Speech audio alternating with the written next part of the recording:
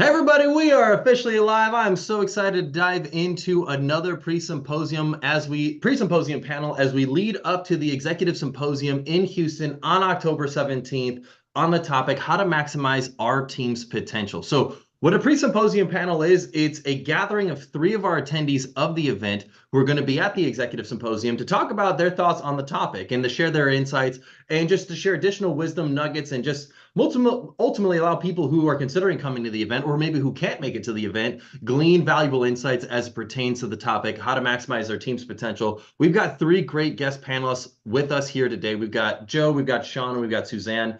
Thank you all for being here. Joe, do you mind introducing yourself?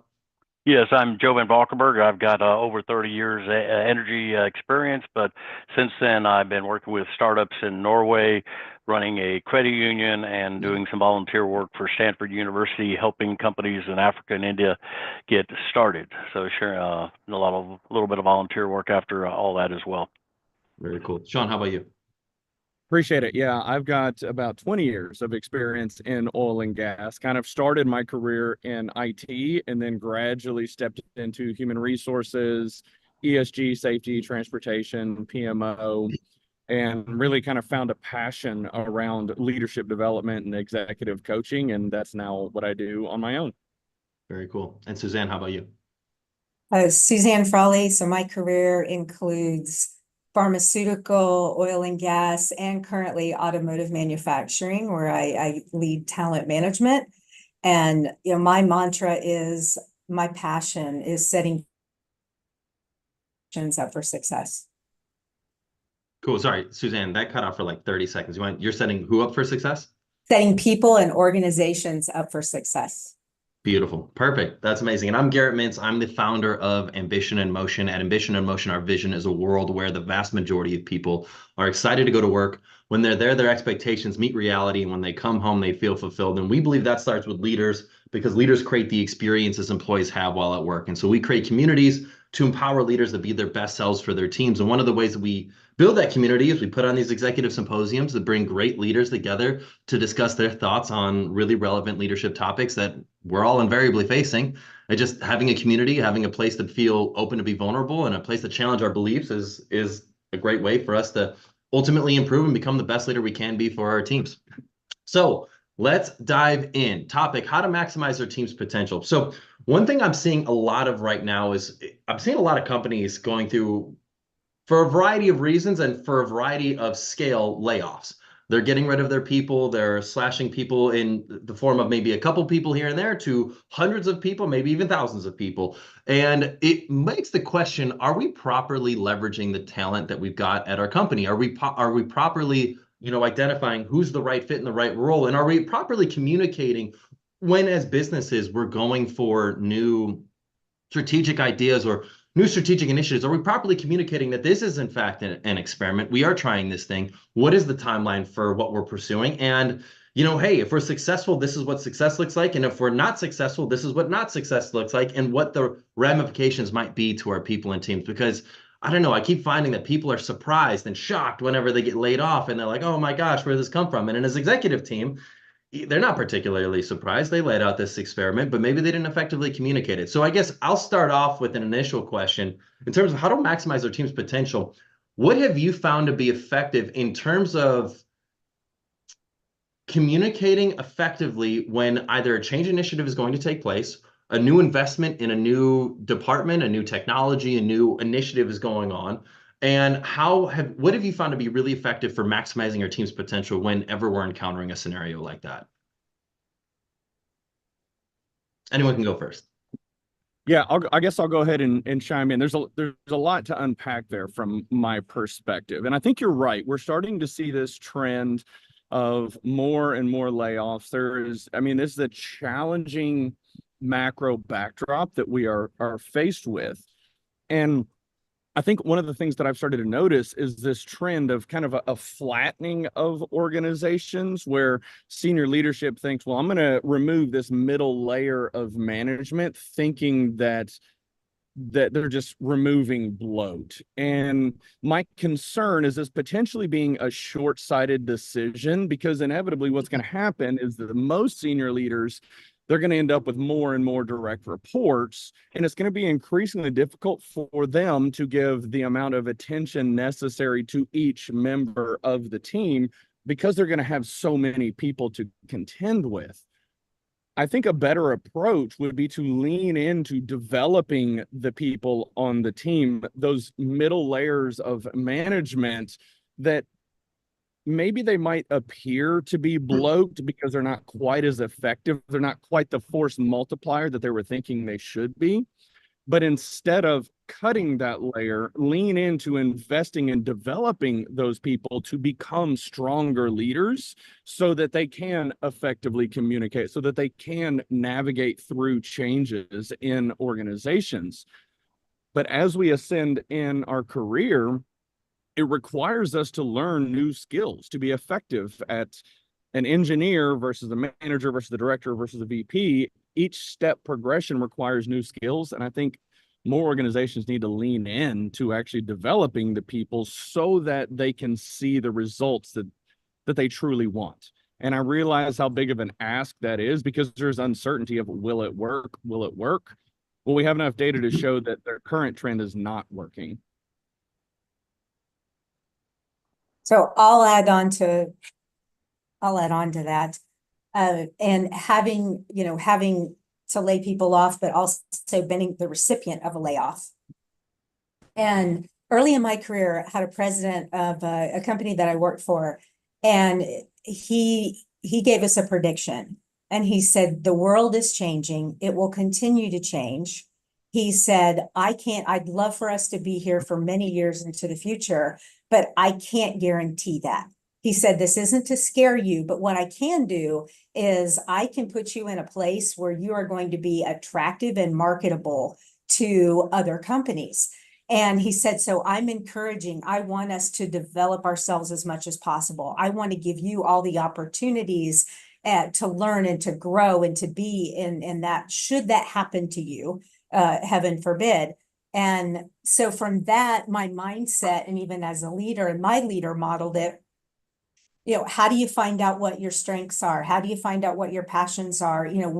What are you tackling as far as development, doing that proactively?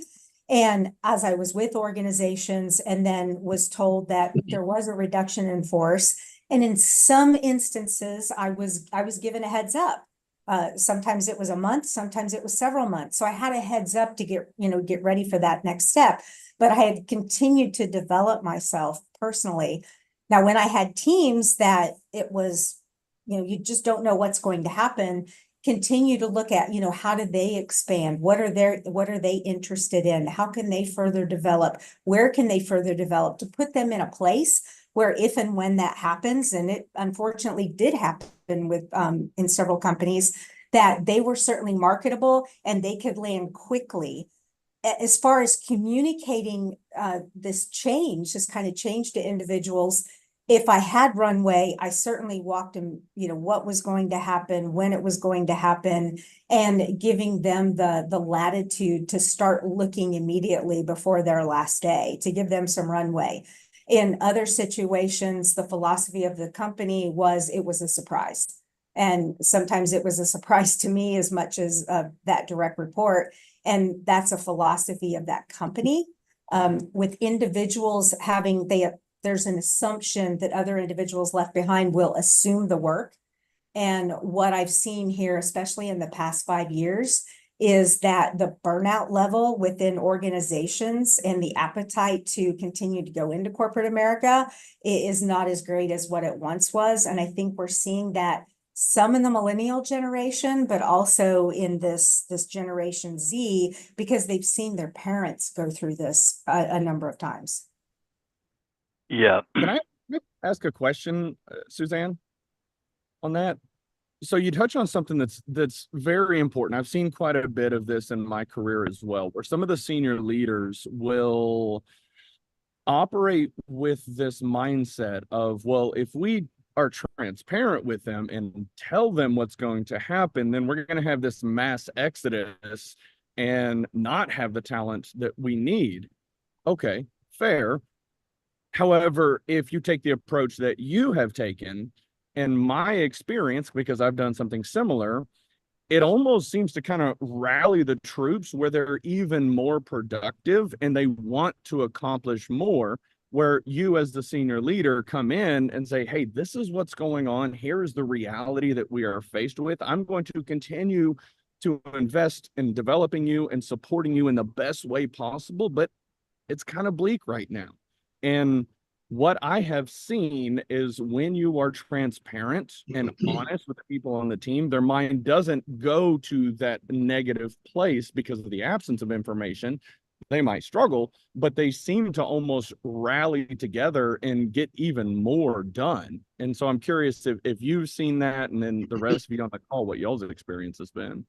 I have seen that reaction, and in some cases they rallied, but because they rallied and because they had, some additional really significant accomplishments, when they went to another organization, that was part of their story. And that was part of their accomplishment that they shared. And, that upbeat, forward-looking mindset was certainly attractive to the next organization that they went to.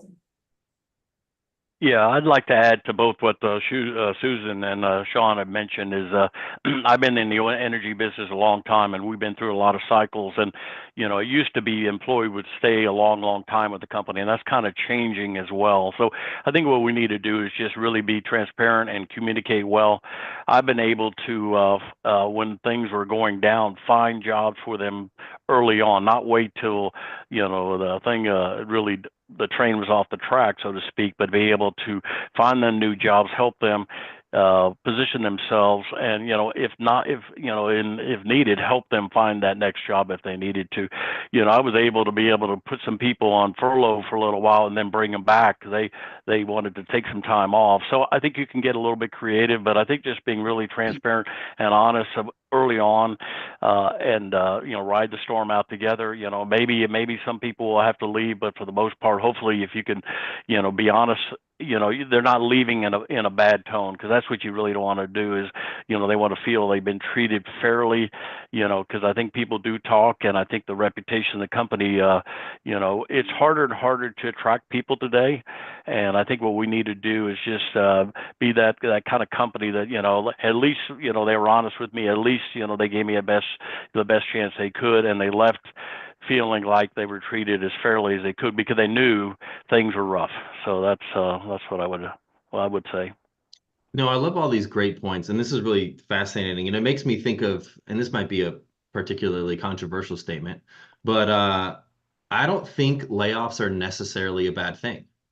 And I know that sounds crazy to probably hear, but hear me out. My logic behind layoffs not being a crazy thing is that if we're not taking risks as a business to potentially innovate and grow to the point where we could actually be putting ourselves on a high trajectory, we're not actively growing. We're not taking a potential on-ramp for something greater. And the risk is a potential layoff. But if you're not risking that, you're not taking the active steps necessarily to innovate, to find something new or a new way of doing business or a new way of growing. Now, I think the big point that you all are hitting on is the transparency part. I think most companies and most executive teams suck at being transparent with their people about the fact that this is in fact an experiment. Like any new business decision we make is an experiment. If we decide to take on a new department, if we decide to go after AI without really a plan as to what AI is going to do for us, if we decide to sell to a new market or a new niche, we're not actively, I feel like so many companies are not actively communicating with their people, hey, this is my evaluation criteria. This is how long we're going to give it. And if by this point in time, if we're not at these results, we're going to have to make some serious changes.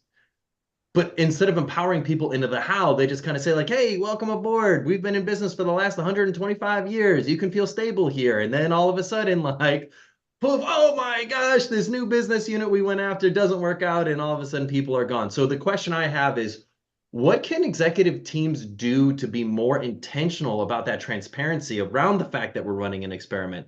And, is it okay to turn people away if they're not comfortable with that level of risk?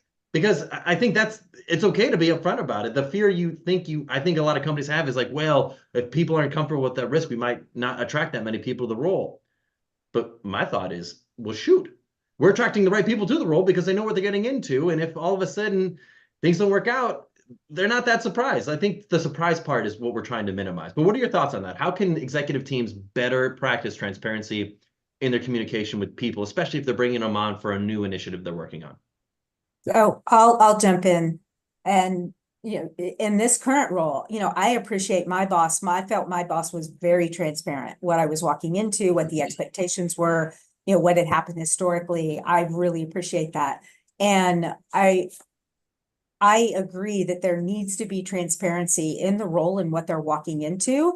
It also needs to be that, what are the clear expectations? I think as leaders that in general, we're not very good at setting the expectations. We're being optimistic, or we're being, here's what it could be. But if it's too vague, for me personally, that makes me suspicious. Also for that transparency, it doesn't just stop after the person gets hired. That transparency and setting those expectations and tweaking where you need to continues to happen. Those ongoing conversations with your people are absolutely critical, because business is changing all the time. And if there's a change in expectations, or we need to speed up or slow down, you need to tell your people that. And you need to tell those direct reports, and you need to say why. Or if you course correct, or you change course, they need to know that and be upfront with that. And that way they can make the change, and you can bring people with you rather than, pushing or forcing them along. Yeah, I think I'll kind of piggyback onto that. Whenever I think about how do we encourage more transparency, my mind immediately goes to why they're not being transparent. And obviously there's a myriad of reasons that can contribute to that. In my experience, it usually comes to them maybe being scared of the result of being transparent because there's some unknowns, or they are just unaware of how not transparent they are.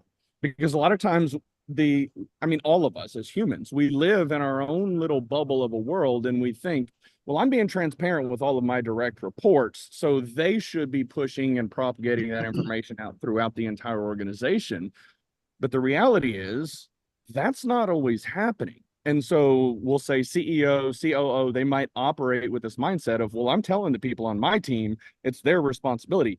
Yes, it is. However, are you doing this process of trust but verify? Are you going a few layers down into the organization and just having conversations with people to kind of feel them out and see, what are your thoughts? What has been communicated to you?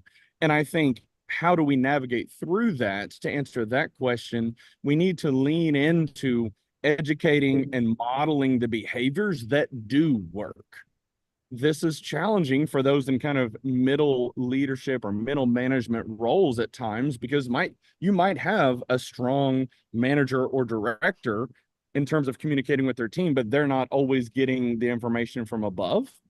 And so they can model that behavior by leading up and making sure that there is open lines of communication, that there is trust, and even stepping out on that ledge and encouraging more effective communication to the people above them in the chain of command. And when we think about leading up is probably one of the most challenging regards of leadership. So I'm not saying it's easy, but in my experience, that seems to be a better approach of just modeling the behavior and showing what works.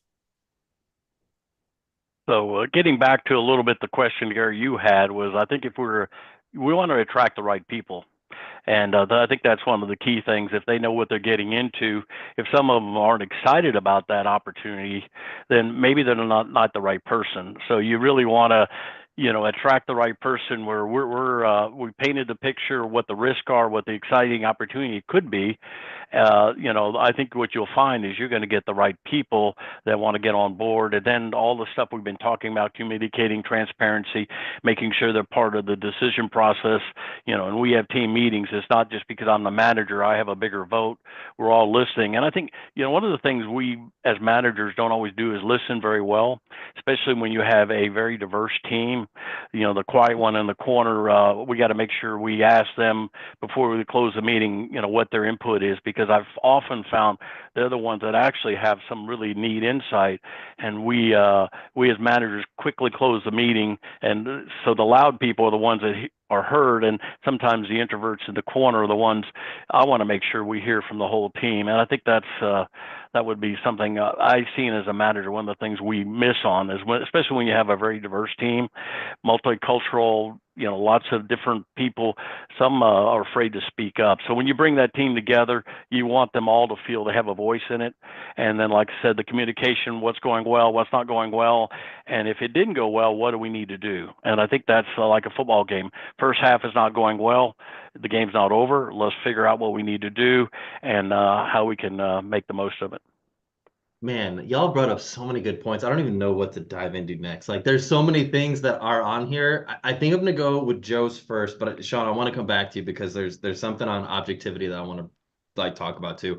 But Joe, let's go with yours about attracting the right people, because I do think that's really critical. I learned this thing in Sandler sales training. If you think about people's level of excitement when it comes to selling a deal, let's say 3 o'clock is super happy and 9 o'clock is super pissed off. What Sandler sales training says is that you always want to be one slot on the clock more negative than where your prospect's at. And I believe that absolutely applies to hiring.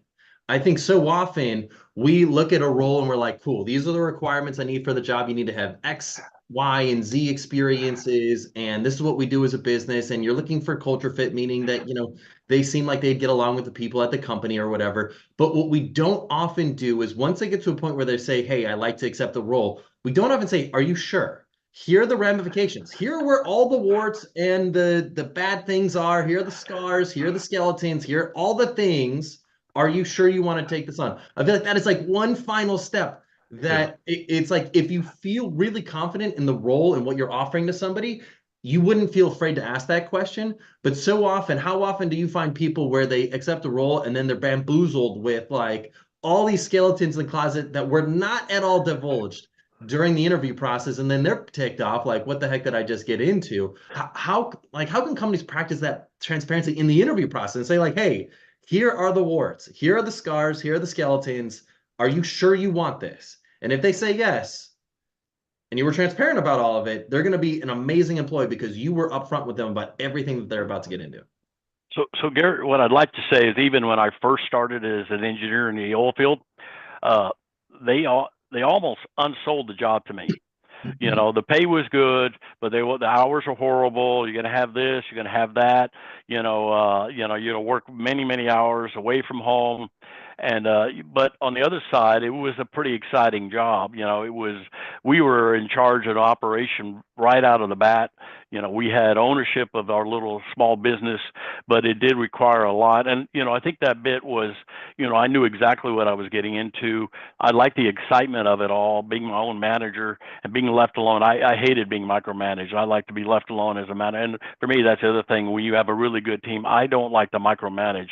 What I like to do is, if you hire very good people, you set the direction as a team, you set some boundaries, and you get out of the way and let them do their job. So that's a couple more of my thoughts there, Garrett.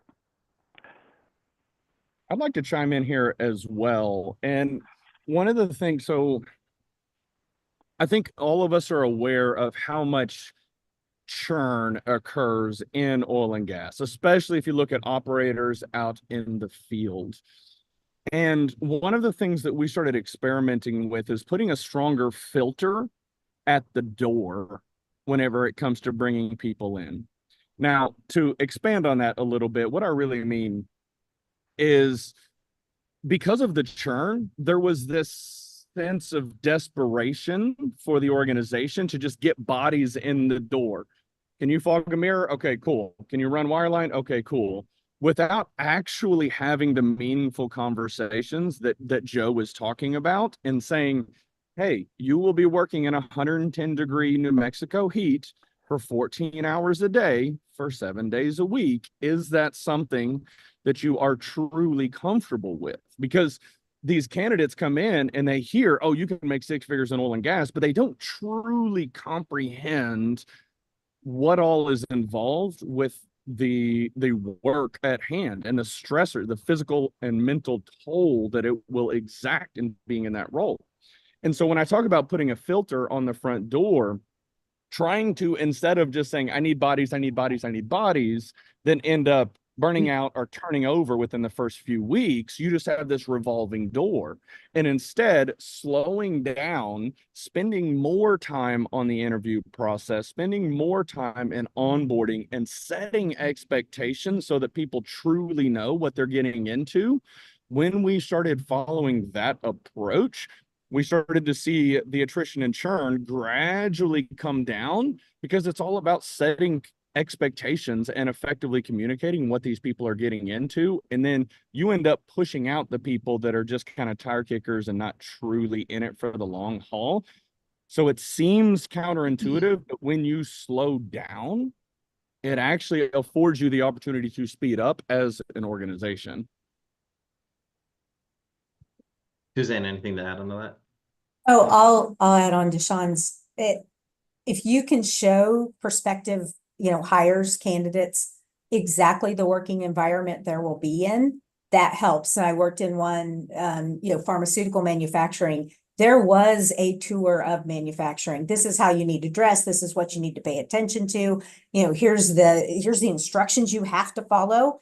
And if this isn't going to work for you, it's okay to say something now.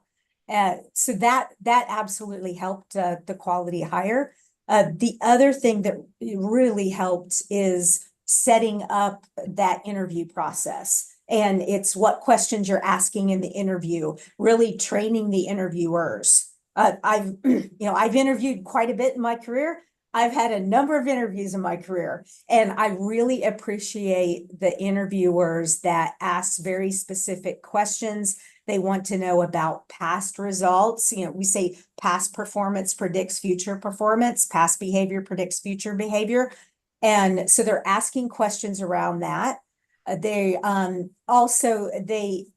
ask follow-up questions like you do, Garrett, and ask follow-up questions to dig further. But they're asking, hey, walk me through exactly what you did here and how did it turn out? How did you stick the landing? And that gives you a much better picture on the individual. That was something that one of the organizations I worked in, we really tweaked and really focused on, and the quality of hire went up substantially to where even on manufacturing, we were below 20% turnover. That's awesome. So this, Suzanne, what you just shared makes me, this concept of training the interviewers leads right into something Sean brought up earlier about, how a lot of companies are flattening and removing middle management. Sean also brought up this concept of a lot of executives not being transparent because they're scared of the results, or probably most notably, they're not aware that it's in fact going on. And so this makes me think of this concept of, one, objectivity diminishing the higher we go in any organizational hierarchy, meaning that, as we go from, manager to director, director to VP, VP to C-suite, C-suite to CEO, so on and so forth, the likelihood our direct reports challenge our way of thinking pretty low. When we got that C in front of our name and we know we sign off on their checks, their promotional status, and just their overall status within the organization, they're not going to tell us that we're the emperor with no clothes. I don't care how much psychological safety or security you think your company has. If you are above them in the organizational hierarchy, there's only so much you're going to hear. But this brings up such an interesting point about, Sean, you brought up, a lot of companies are removing middle management because these executive teams are probably unaware of what value the middle management brings to the table. They're like, do we need to have these people have one-on-ones with everybody? Or can we just have one VP manage 56 people and, that VP will have a one-on-one every quarter and, we'll call it a spade and leave it as it is. So the question I have is, what can executive teams do to gain that objectivity as to what in fact might be going wrong within the organization, truly build an environment where people are giving them the feedback they need to hear, even if it's the stuff they don't want to hear? And two, what can these executive teams do to be proactive about training these middle managers and these interviewers for roles about what to do? Because if we're not training the interviewer, we're bringing in bad people because the interview doesn't actually know what to look for when it comes to a candidate or what questions to ask to pull out the necessary details. So anyways, what are your thoughts on that? I really want to answer question one here. Yeah, please. I know that was a combo platter, really a lot to unpack. I'm thinking a lot of things as you're saying, and I'm like, they kind of all go together and they loop together. But yeah, jump in. Yeah, I was actually just having this conversation with a customer last night. He asked, how do you combat these issues where CEOs or senior C-level executives are just increasingly unaware of what's going on? And you're absolutely right. As you ascend in the leadership ranks, you are inherently going to get less and less feedback from the people on your team, because it doesn't matter how much trust, you still ultimately kind of, I'm going to use quotes here, hold their livelihood in their hands. And so there's this very real fear of, well, I don't want to say something because I might get my hand slapped, and I don't want to upset the apple cart and then potentially risk my position, my income, my role, and so on. And I think this is where those middle management or middle to senior level leaders need to be intentional about how they raise the level of awareness for the CEO, for the COO. The best approach that I have found is to start building extremely strong relationships and trust with your peers, the other VPs and other C-level executives in the organization, to build consensus and make sure, one, that this is a sanity check for you, that you aren't actually misreading something.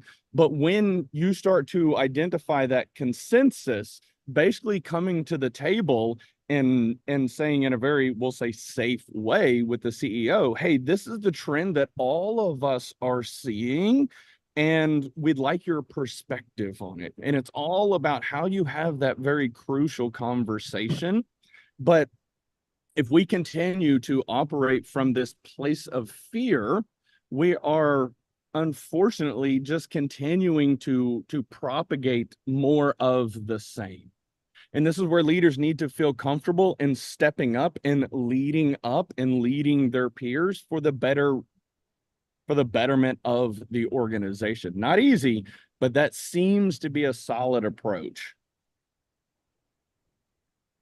Yeah, I would probably add to that. I think it's how you package that message. And sometimes maybe not in a big environment, but maybe one-on-one, because, people can get defensive. Senior managers can get defensive if, it's a criticism of them. But what you're trying to do is make sure they're successful and help them. At the end of the day, you want the organization, but you want your boss to be successful, and give them honest feedback. And I think it's easy to just jump in and communicate. Sometimes you got to think a little bit of how you communicate that. And I think that's, as a young manager, it's hard. You just want to tell them right out what it is. And I think as you mature a little bit, you got to think about how, from his or her perspective, how do you tell them if you were in their shoes? You want to be a trusted member of their team, and you're really wanting to help them.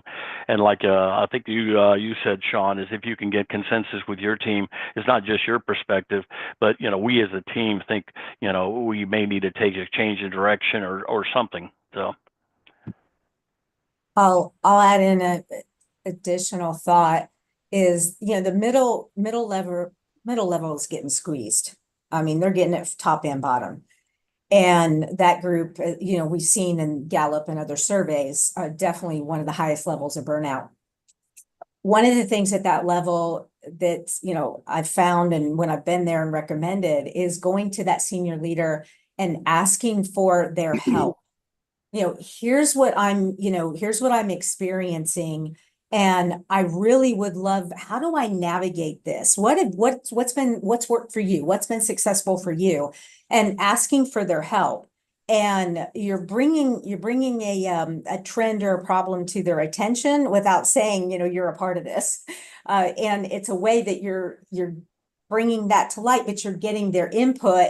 And many times it's prompted more questions. And when they've really gotten deep, I have said, well, this may be hard for you to hear, and I'm a little hesitant to share this with you.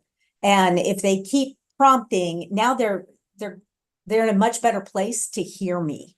And so I'm able to share in an honest way, but a very candid way. And that's a skill that you just don't walk in the door and do that. That's certainly taken me a number of years to develop.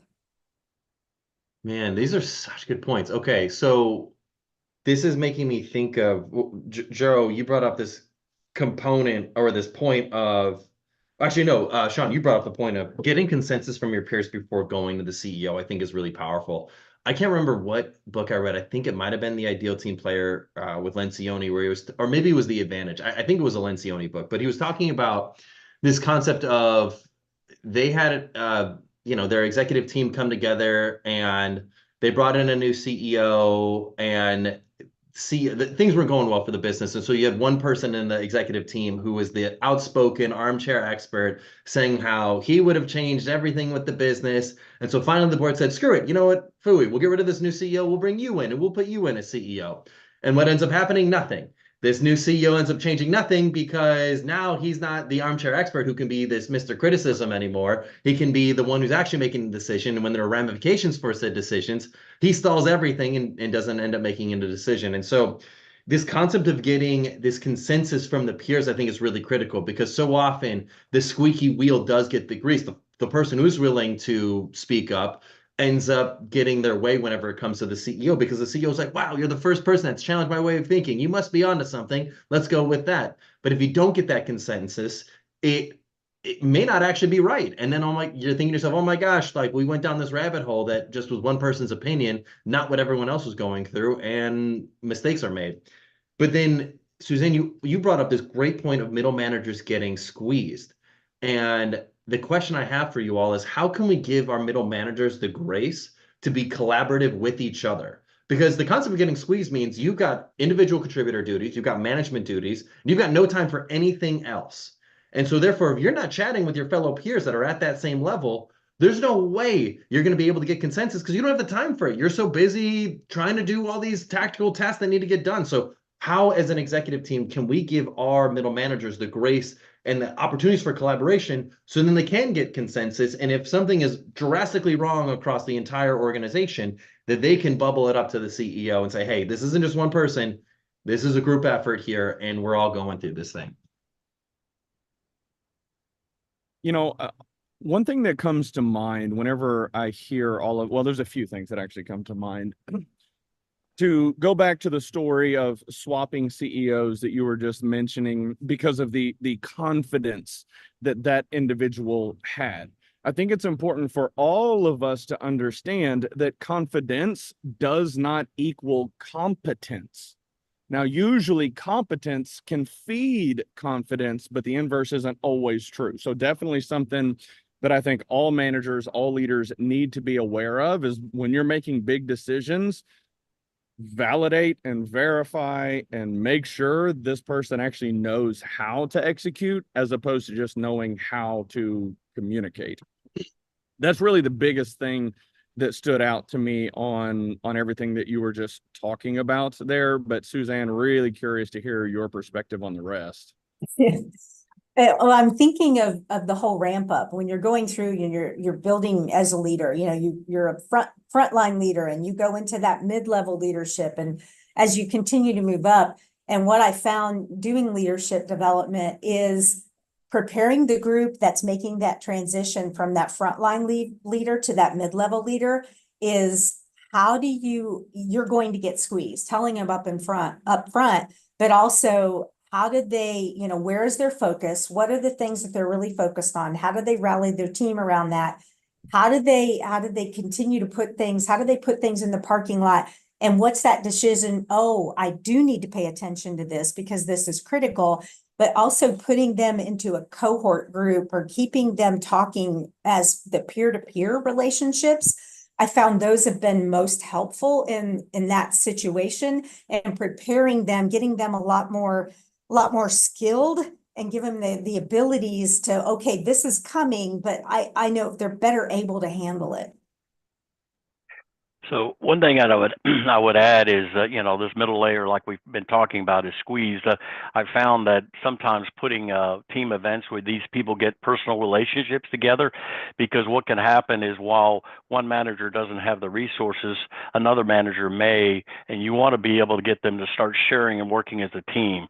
And that's I think you can't do that without that personal relationship. What I found is by putting them together, they got to know each other, and then they started helping each other a little bit. And while they were all being squeezed, one of them was squeezed more than another, and they could collaborate together, work together, and they felt as a team. And so we had a few team objectives. So if one person maybe didn't make their objectives, if the team did, we could give them some bonus. So again, so it was incentivizing the team to work together. Because what I found, you know, often while part of the team was extremely busy, there was another group that maybe had a little bit of resources that they could share.